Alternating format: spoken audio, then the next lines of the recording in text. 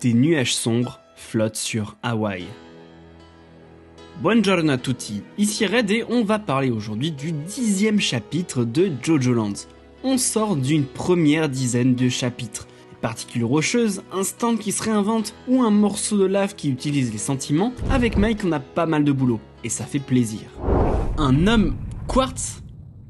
Et on commence cette review sur la découverte en profondeur de notre nouvel antagoniste qui vient à nous montrer sa belle gueule de porte-bonheur. Cheveux en pointe tombante bien graisseuse de joueur de LOL et yeux clairs, ce manieur de couteau des stocks semble nous cacher encore beaucoup de secrets, notamment sa capacité. Pouvant manipuler des fins morceaux de roche colorée, proches du sable, il offre à notre Némésis la capacité de tromper la perspective et de se dissimuler, partiellement ou totalement, dans son environnement. Mais cette capacité nous ouvre deux chemins d'interrogation bien distincts qui mènent à des spéculations très intéressantes pour l'avenir de la partie. Premièrement, s'il s'agit d'une capacité propre à lui, ou elle, maintenant que j'y pense, alors ça nous ouvre enfin la voie sur une théorie qu'on parle depuis le début de l'œuvre qui serait le retour des hommes rochers. Le chapitre 99 de Jojo Lion nous explique l'évolution et les origines de ces fameux hommes rochers dans notre monde, notamment leur composition en silicium comparée à celle de carbone de la grande majorité des êtres vivants, ainsi que leur naissance et leur vie jusqu'à l'âge adolescent. Tout commence par un abandon de la mère en délaissant l'enfant dans l'environnement le plus naturel à disposition. Nos hommes rochers de Morio ont donc eu les forêts japonaises pour foyer.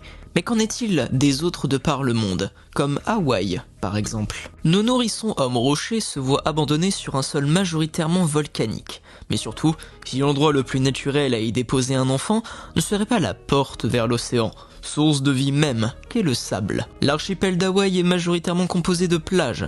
La forte probabilité d'y délaisser un enfant rocher est donc très plausible. Et cela nous en amène même à notre grande théorie sur notre ennemi. Et si ce dernier serait une sorte d'homme rocher d'Alola? Drôle de coïncidence d'ailleurs, qui aurait transformé sa composition rocheuse en silicium de quartz. Le quartz est un cristal minéral majoritairement composé de silicium, plus 1 déjà, qu'on trouve majoritairement dans les sols granitiques, mais aussi sédimentaires, comportant entre autres le sable, un point de plus. Sans oublier le fait que le quartz est un cristal réfractant la lumière de manière biréfringent, c'est-à-dire qu'il tord la lumière selon la forme et la direction qu'il prend, offrant alors un plus grand panel de réfraction, permettant ainsi de se camoufler en quelqu'un d'autre, de devenir invisible ou même de former des mirages tels qu'un groupe d'oiseaux. Malgré cette alléchante proposition qui saura exciter les minéralogistes de la communauté, celle du stand semble la plus probable et la plus logique de par l'aspect anormal du fonctionnement de cette dernière. Il est donc fort probable que cela soit un stand. Déjà de par le fait que Paco arrive à en avoir sur les mains avec un seul pain collé en pleine tronche. Si c'était un homme rocher, soit Paco est un descendant de Saitama, soit ce type est de loin l'homme rocher le plus claquito de l'histoire, même devant All Might, oui. Plus sérieusement, la description de notre boxeur laisse à entendre comment il manipule la lumière en son avantage.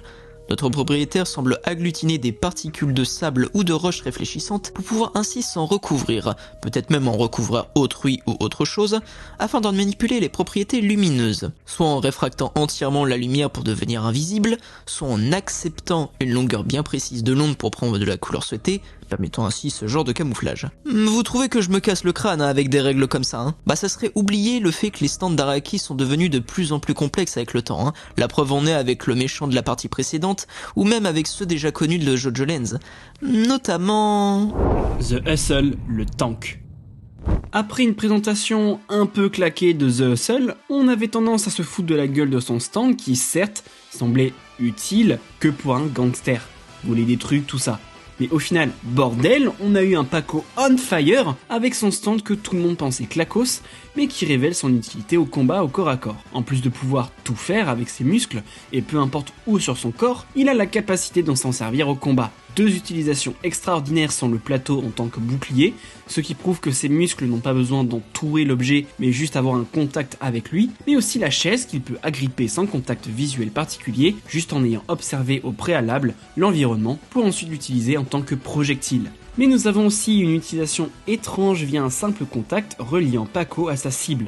En frappant son bras, il parvient à transmettre une énergie jusqu'aux épaules du propriétaire, une sorte de boursouflure, voire crampe vu l'effet, puisqu'il lâche son couteau immédiatement dû à la douleur. Ce qui est intéressant, c'est que oui, déjà, il parvient à ne pas se couper avec le tranchant de la lame, mais surtout qu'il parvient à le transmettre via un objet inanimé jusque dans un corps organique, ce qui rend cette capacité assez polyvalente et permet de retourner le cours d'un combat. Et on vient d'en avoir la preuve puisqu'il a agrippé le cou de son assaillant. En tout cas, ce chapitre était aussi hyper intéressant sur ce point, et l'on remarque un constat très intéressant depuis quelques parties, les stands semblent certes moins forts, avec des stats un peu plus nuls, malgré des concepts bien plus farfelus comme Blue Hawaii dans Jojo Lion, qui transformait les gens en zombies, et qui était terriblement efficace, puisque dans un sens, Dolomite a gagné le combat contre Josuke. On a donc cette évolution des stands aux effets simples en des stands moins sexy comme The Hustle, mais qui prouve une certaine maturité dans l'écriture du manga par une créativité qui a été décuplée pour des combats toujours plus intéressants maintenant qu'il s'est libéré des chaînes de stands aux effets classiques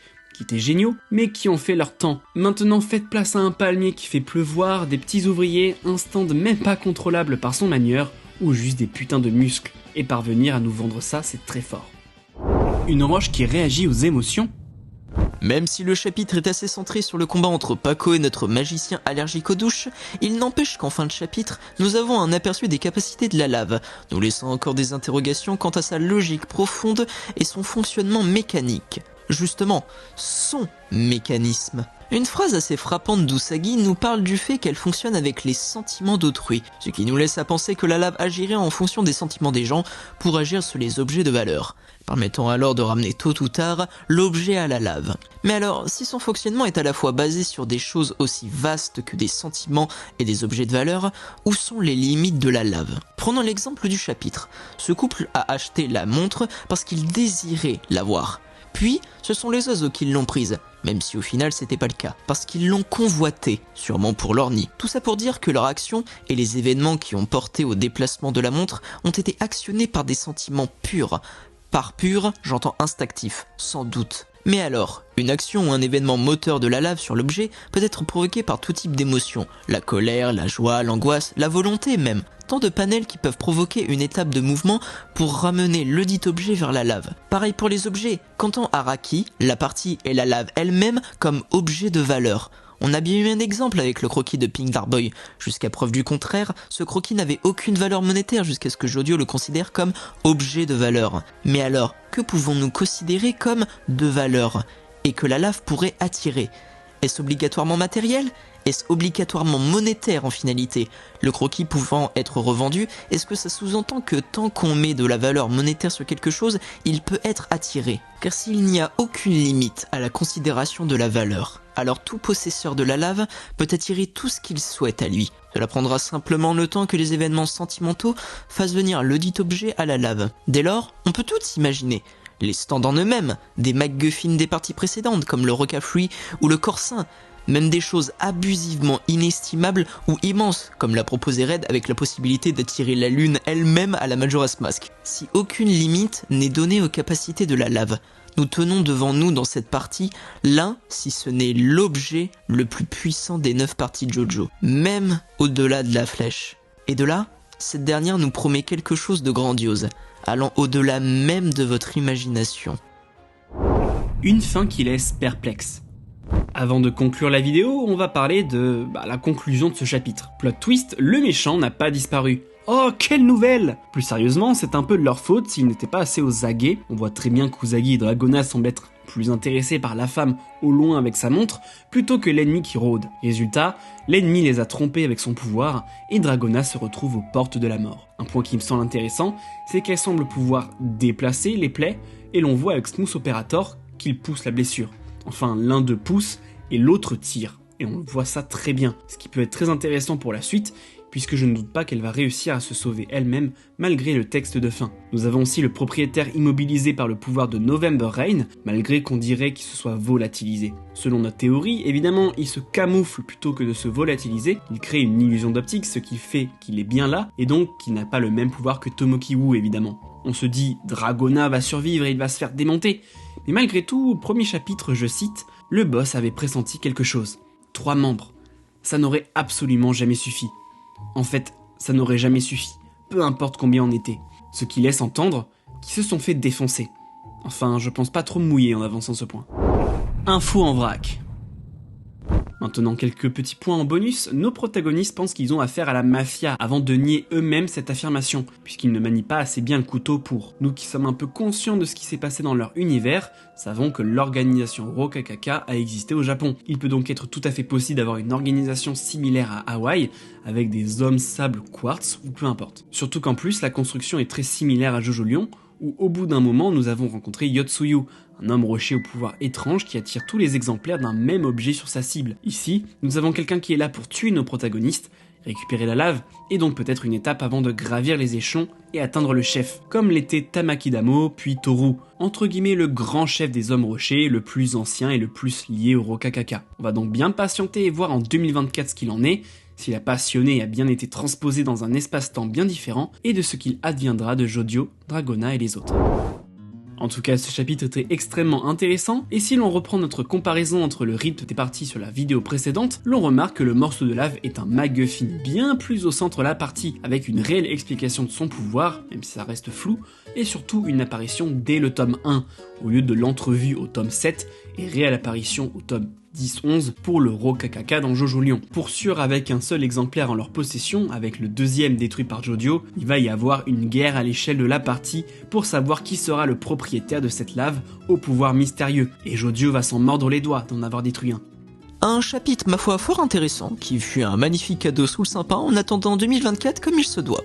Merci à Raki d'ailleurs. En parlant de sapin, moi et Red, on vous souhaite de bonnes fêtes. Passez ou pas, selon quand vous regardez la vidéo, auquel cas, à très vite sur les plages d'Hawaï pour continuer notre épopée à la conquête du mécanisme.